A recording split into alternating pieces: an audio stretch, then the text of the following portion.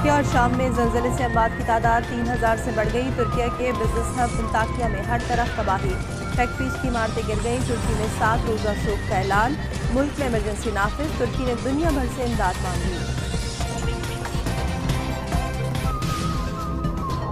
ایک طاقتور زلزلے کے بعد ایک اور ہولناک زلزلہ۔ ترکیہ اور شام میں 7.5 شدت کے زلزلے نے ایک بار پھر دہشت پھیلا دی، لوگوں میں خوف و ہراس، سڑکوں پر بھاگنے لگے۔ لائیو ٹیلی کاسٹ کے دوران آنے والے زلزلے کی فوٹیج وائرل ہو گئی۔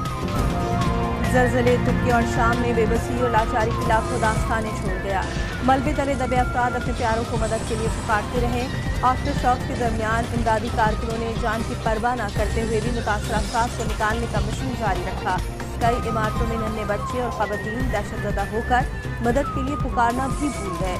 کم وسائل کے بنا پر امدادی کارروائیوں میں شدید مشکلات۔ مشکلات سے گھرا پاکستان بھی مدد میں پیش۔ وزیر اعظم شہباز شریف کی ہدایت پر امدادی سامان لے کر خصوصی طیارات ترکیہ روانہ۔ ایک اور طیارہ آج روانہ ہوگا۔ امدادی سامان میں سردی میں استعمال ہونے والے خیمے، کمبل اور دیگر اشیاء ضروری شامل۔ 8 فروری سے ہر روز قومی ایئر لائن کی پروازوں کے ذریعے اسلام آباد اور لاہور سے 15 ٹن امدادی سامان ترکیہ اور شام بھیجا جائے گا۔ ترکیہ اور شام کے لیے عالمی برادری کی بھرپور مدد۔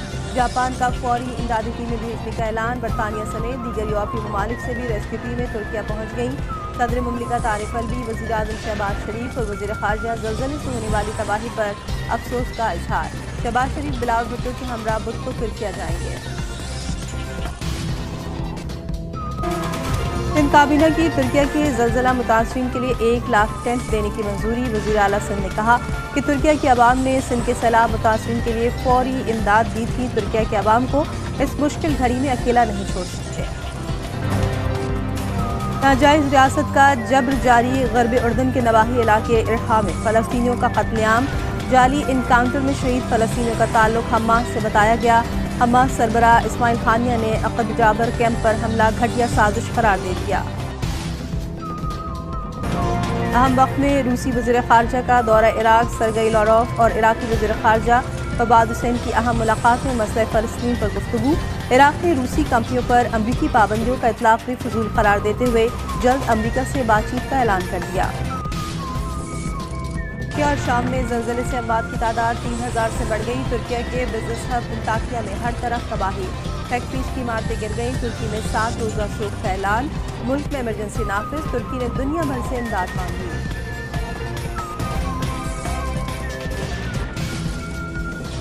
طاقتور زلزلے کے بعد ایک اور ہولناک زلزلہ۔ ترکیہ اور شام میں 7.5 شدت کے زلزلے نے ایک بار پھر دہشت پھیلا دی، لوگوں میں خوف و ہراس، سڑکوں پر بھاگنے لگے۔ لائیو ٹیلی کاسٹ کے دوران آنے والے زلزلے کی فوٹیج وائرل ہو گئی۔ زلزلے ترکیہ اور شام میں بے بسی اور لاچاری کی لاکھوں داستانیں چھوڑ گیا۔ ملبے تلے دبے افراد اپنے پیاروں کو مدد کے لیے پکارتے رہے۔ آفٹر شاک کے درمیان امدادی کارکنوں نے جان کی پرواہ نہ کرتے ہوئے بھی متاثرہ افراد کو نکالنے کا مشن جاری رکھا۔ کئی عمارتوں میں ننھے بچے اور خواتین دہشت زدہ ہو کر مدد کے لیے پکارنا بھی بھول گئے۔ کم وسائل کے بنا پر امدادی کارروائیوں میں شدید مشکلات۔ مشکلات سے گھرا پاکستان بھی مدد میں پیش۔ وزیر اعظم شہباز شریف کی ہدایت پر امدادی سامان لے کر خصوصی طیارات ترکیہ روانہ۔ ایک اور طیارہ آج روانہ ہوگا۔ امدادی سامان میں سردی میں استعمال ہونے والے خیمے، کمبل اور دیگر اشیاء ضروری شامل۔ 8 فروری سے ہر روز قومی ایئر لائن کی پروازوں کے ذریعے اسلام آباد اور لاہور سے 15 ٹن امدادی سامان ترکیہ اور شام بھیجا جائے گا۔ ترکیہ اور شام کے لیے عالمی برادری کی بھرپور مدد۔ جاپان کا فوری امدادی ٹیمیں بھیجنے کا اعلان۔ برطانیہ سمیت دیگر یورپی ممالک سے بھی ریسکیو ٹیمیں ترکیہ پہنچ گئیں۔ صدر مملکت عارف الوی، وزیر اعظم شہباز شریف اور وزیر خارجہ زلزلے سے ہونے والی تباہی پر افسوس کا اظہار۔ شہباز شریف بلاول بھٹو کے ہمراہ بدھ کو ترکیہ جائیں گے۔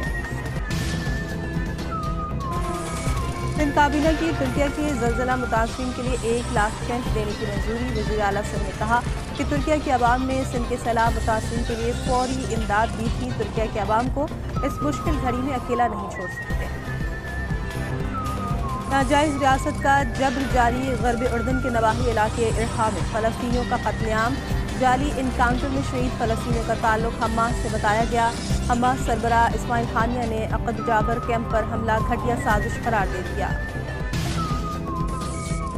अहम वक्त में रूसी वज़ीर ख़ारजा का दौरा इराक, सरगई लारोफ और इराकी वज़ीर ख़ारजा फवाद हुसैन की अहम मुलाकात में मसला फ़लस्तीन पर गुफ्तगू।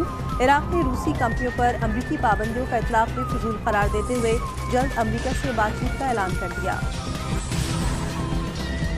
थ्रेट है तो वो जो इंटरनल आपस में इख्तलाफात हैं, पॉलिटिकल अनरेस्ट है, गैर यकीनी की जो सूरत हाल है, वो उससे इस मुल्क को सबसे बड़ा खतरा है। जेल भरो तहरीक का ऐलान किया तो मैं इंतज़ार कर रही हूँ कि वो जेलें भरें और बिस्मिल्लाह जो है वो ज़मान पाक से होनी चाहिए। हम इंतज़ार कर रहे हैं ये जेलें भरे और शुरुआत ज़मान पाक से करें। जब तक मुल्क में सियासी इस्तेहकाम नहीं आएगा ये आगे नहीं बढ़ सकता। मरियम नवाज ने इमरान खान की जानिब से जेल भरो तहरीक के ऐलान पर कहा कि इस मुल्क को बैरूनी तौर पर कोई खतरा नहीं, इस मुल्क को अगर खतरा है तो वो आपस के इख्तलाफात से है।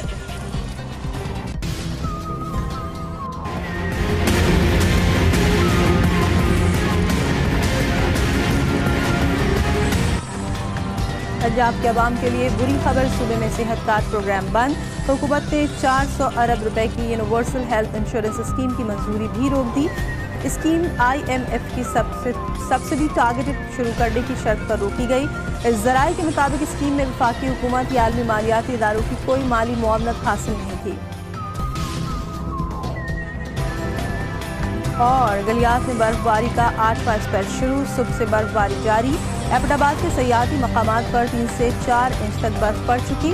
इंतजामिया का स्नो क्लियरेंस ऑपरेशन जारी, सयाहों को गलियात के सफर से गुरेज करने की हिदायत।